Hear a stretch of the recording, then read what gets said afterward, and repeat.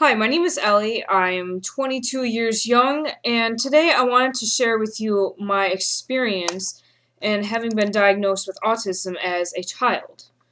Um, I wanted to thank you for watching this video.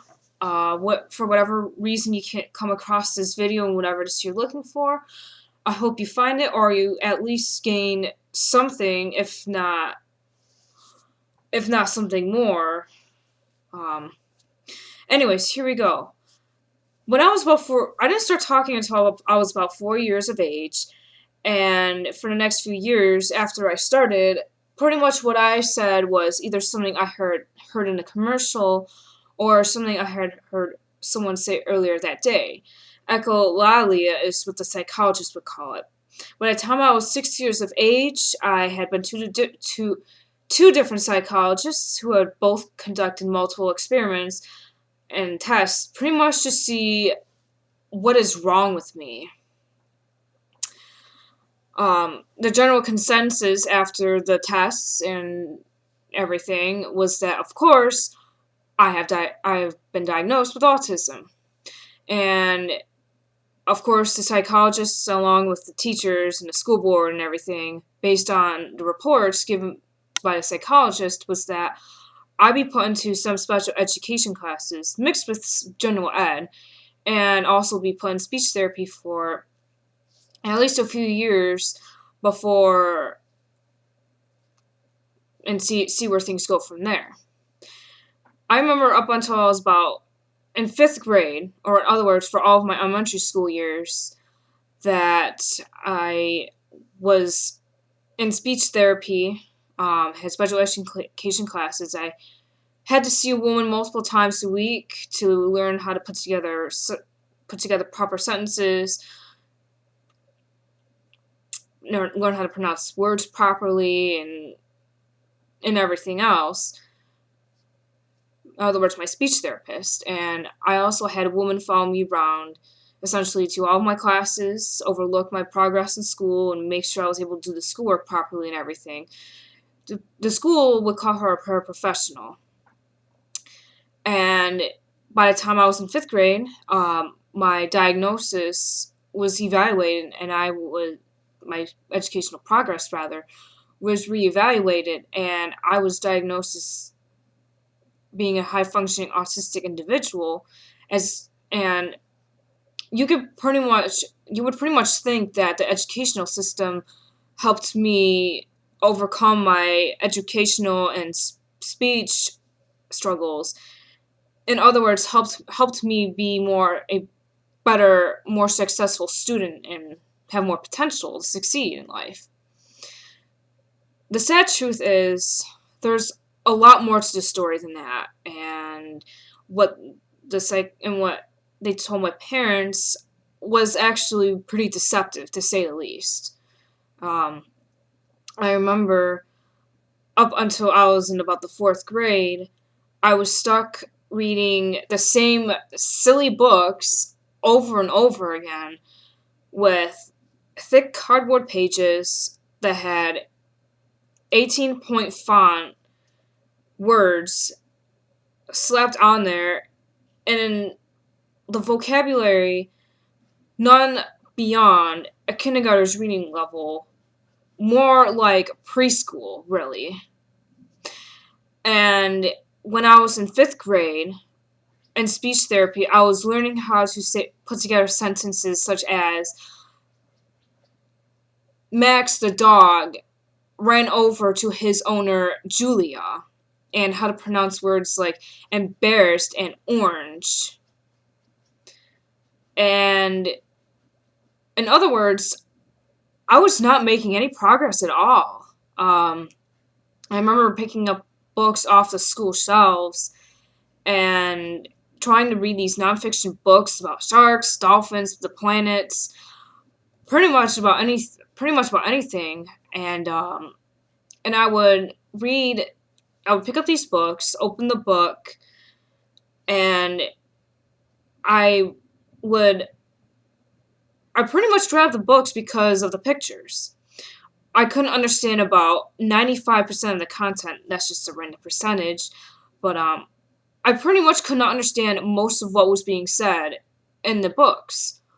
I grabbed the books, looked at the pictures, and pretty much hoped to God that I would understand what the heck was being discussed in the pages. Pictures say 1,000 words, is what as the saying goes, but at the end of the day, pictures only say so much, and you still need to read the content in order to understand what it is that the book is about and what the pages are saying and everything. I remember it being greatly frustrating and embarrassing to see other students my age be able to read these books that are appropriate for our age level without thinking twice, whereas I would grab a book and I wouldn't have a dang clue what was being said because I couldn't understand anything that was being said. Um, the books I grabbed, my teachers assumed I understood what was being said.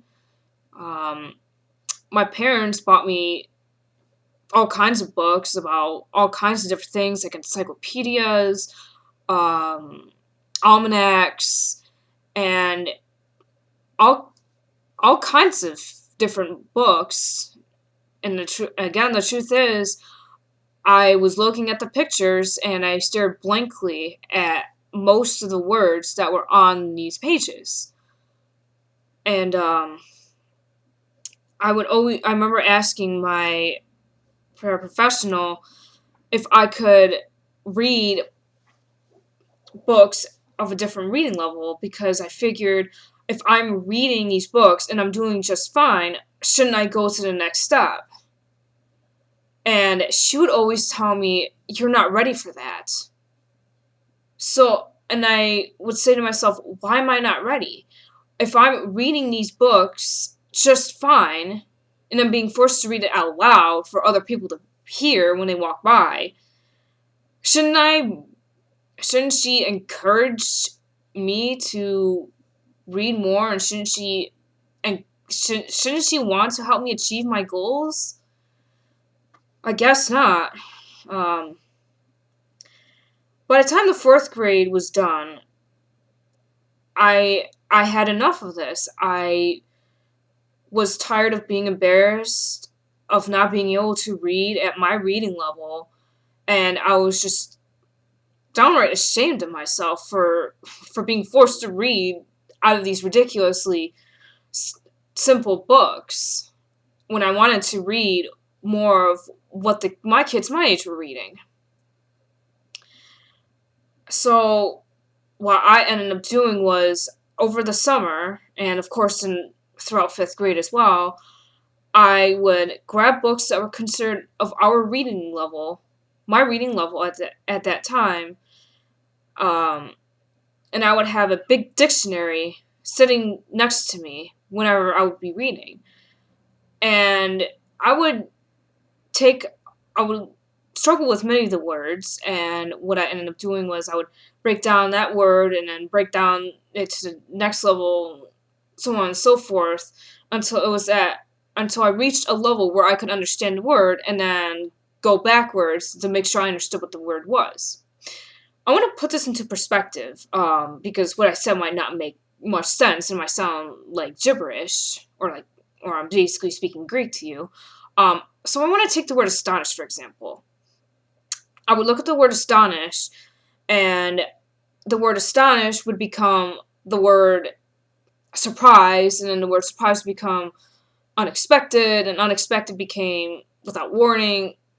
I think you get the idea there. Pretty much break it down to the point where I could comprehend what the word meant, and I would work back up, and then say, alright, so the word astonish just pretty much means without warning.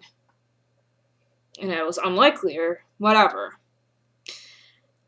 I did this for many words. I eventually learned about prefixes and suffixes so that I could understand what the heck these words mean. And of course, learning that trick proved to be very helpful, and I would also look it up online or wherever else in other dictionaries that had examples of that word being put into context, so I could see how that word would be used in other sentences besides when I was reading, if I wasn't sure in what context this word was being used. So then that way I could not only learn what the sentence was saying, but if I wanted to use that word, I could use it properly. As you can imagine, this proved to be a very tedious and frustrating process, to say the least. Sometimes it would take me about a half hour just to get through one page. Sometimes maybe a little bit longer if there's enough big words in one page. But it proved to be of great frustration because kids my age would be able to read through the same material, read like 10 pages or however many, in the same amount of time it took me to read one stinking page. And because of this, I felt like I wasn't making any progress and everything, and I would try to skip lines just so I could feel like I was making progress, which proved to be of an even greater frustration because I realized that I'm not going to make progress by skipping lines and pretending that I read more than what I really did. So I would always go back and I would just go through one line at a time and break down words and read synonyms and try to understand what I was reading. Regardless of all that frustration, by the time I was in the 5th grade, I was able to read at the same reading level as everyone else. I was able to put together sentences better than I was before, even if I came off a little stilted at times. I was very relieved by the time my reevaluation was due, because I learned that I was able to go into the mainstream classes, get out of speech therapy, and just be receiving the same education as everybody else. I was also very angry because when they were evaluating me, they pretty much were saying that it was all thanks to them, when the reality is that they didn't help me. In fact, they pretty much held me back. As I said before, I would ask my paraprofessional, if I could read books that were of my reading level, and I would ask for a challenge for not just in reading but in other things too, and I was always told, you're not ready, or whatever. And I throughout all those years I tried to climb the ladder and reach for the stars, but before I could even get to the ladder was taken down and put away in a closet, and the door was locked. Because of this, I was very angry at the education system. I felt like they screwed me over. I felt deep in my heart that they did not care about children's success, and that they just downright they only wanted to fulfill their job and not actually help children succeed and learn in life. So for middle school and most of high school, I kind of just screwed around and I didn't care. I stopped trying, and I remember one guy I dated in middle school who was also in special education classes, and he blatantly said that the reason why he was in those classes is because he was too lazy to do the work. The teachers didn't think twice about whatever it was he was diagnosed with. I can't remember it to save my life right now. But they assumed that he was incapable of doing the work. They didn't think twice about asking him what goes on through his head when he sees the homework. They just assumed that, he didn't understand it, and therefore they kept him in those classes. When I was a junior in high school, at the time I had a friend who was also in special education classes, and in her math class, she was learning stuff about greater than and less than, and things people were learning in elementary school, like 5th grade. Like, alright, I understand that it was special education class, and that sometimes people get a little behind, and they just need a little more time to catch up, which is fine. I perfectly accept that. But what was outrageous to me was that the teacher did not care. The teacher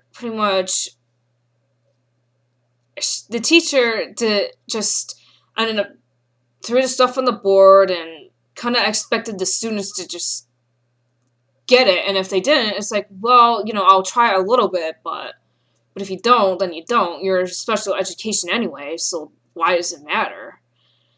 And she said to me that half the class period, if not more, or possibly even all of the class period, was spent just socializing instead of learning the actual concepts that they were supposed to be learning. Of course, I was very outraged by this because I remember my own struggles in elementary school. It may be fun for kids to socialize in class, and who didn't like free time in class? But the truth is that having all that free time was really hurting these kids in the big scheme of things. So I took it upon myself to try teaching her the concepts. I wanted her to understand what the teacher was telling her, and she would bring over her schoolwork to my house, and I would try to explain it to her in a way that she could understand. Since the teacher, didn't care and was just not even trying that hard. There are other examples of kids I've seen that were pretty much neglected by the school system, like those two individuals were. But that's not the whole point of this video. What I'm trying to say is that the whole point of this video is that I want people to understand that there is potential in all of us to succeed. And I feel like the school system is way too standardized in how we learn and how they determine who's going to succeed in life and who has the capability of and who has the potential to just do well in life, generally speaking. But the truth, there's a cute saying that says, "We are only as strong as our weakest link." I want to tell you different. If that saying were to be true, Einstein would never have won the Nobel Prize in physics, nor would Sylvester Stallone be known for his amazing screenwriting abilities. Those are just a couple of examples to name a few. And the bigger truth is that collectively speaking, we are a lot alike, but at the same time, we are also vastly different from one another, as anyone can understand just by talking to other people. So why is it that the education system is so standardized in how we learn and the way we teach? Why is it that they're so standardized in trying to determine who can succeed in life and who has the potential to just do well in this world?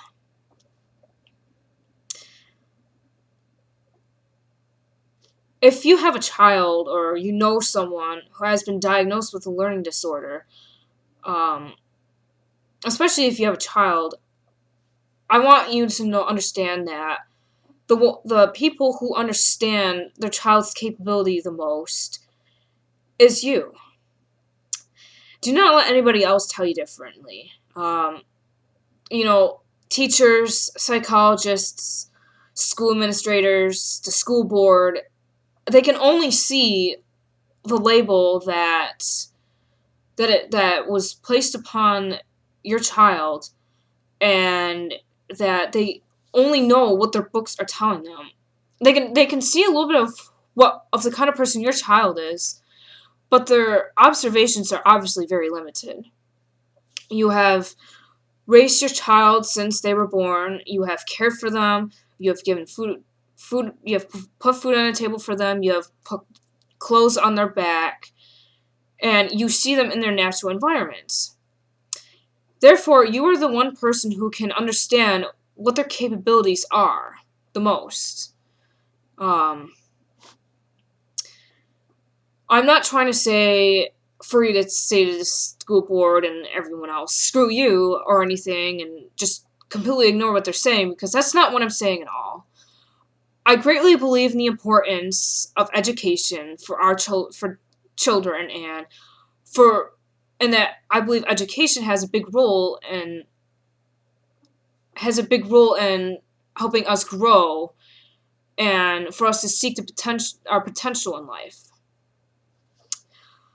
But what I am saying is that a teacher with a bachelor's degree, or heck, maybe has a PhD, does not know your child better than you. They do not know your child's strengths and weaknesses better than you. They only know what their books tell them.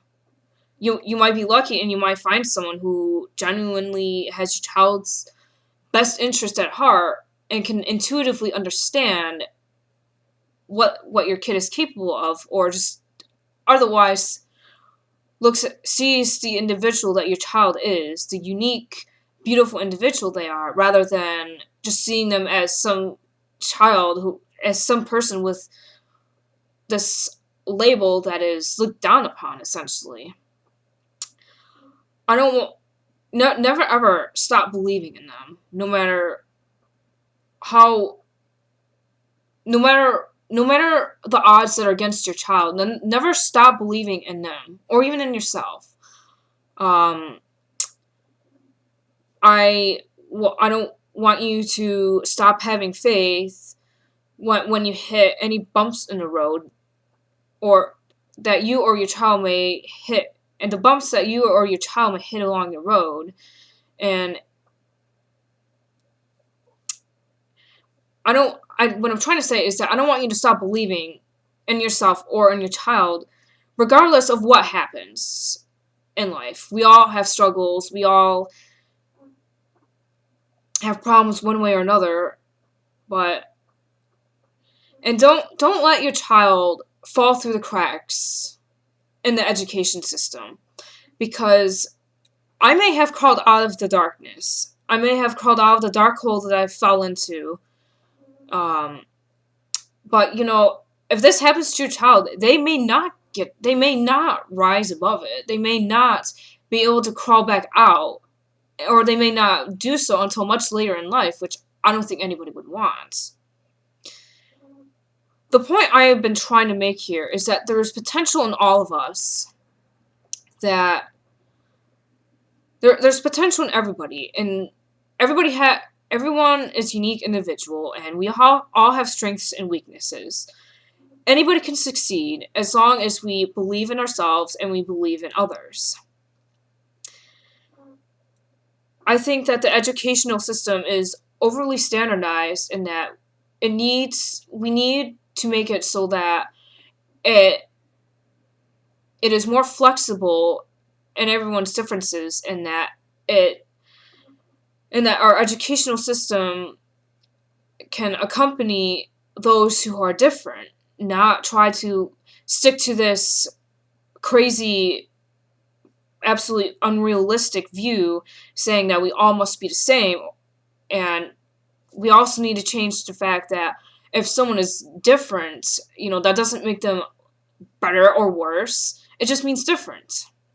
And we need to accommodate those who are different and who learn differently. I remember a line from the movie Mulan that says something along the lines of, "The flower that blooms an adversary is the most beautiful of all." And that was said by the emperor when he was talking about Mulan after she helped after she saved the emperor's life. I think that quote greatly applies to what I'm trying to say here. It pretty much says that, you know, pretty much to me it says that any individual who has gone through adversary and has struggled in life has perhaps has the best potential to succeed, but not necessarily. But what I am trying to say is that um, just because the odds are against somebody, it doesn't mean that they're going to fail in life. But in fact, it is those weaknesses that they may possess or challenges that they may have to overcome. It could be those same struggles that prove to be someone's greatest strength, not their weakest link, as some people may try to say. I wanted to say thank you for watching this video. I hope you found this worth your time and everything. I hope that you have gained a different perspective on how we view other people and the way we view their chances of being able to succeed in life. I wish you the best of luck in your endeavors, whichever those may be. And thank you again for watching this video. Have a nice day, and I hope you leave any feedback or whatever. Just all right. Anyways, before I ramble on, thank you again, and I wish you the best of luck in your endeavors. All right, bye.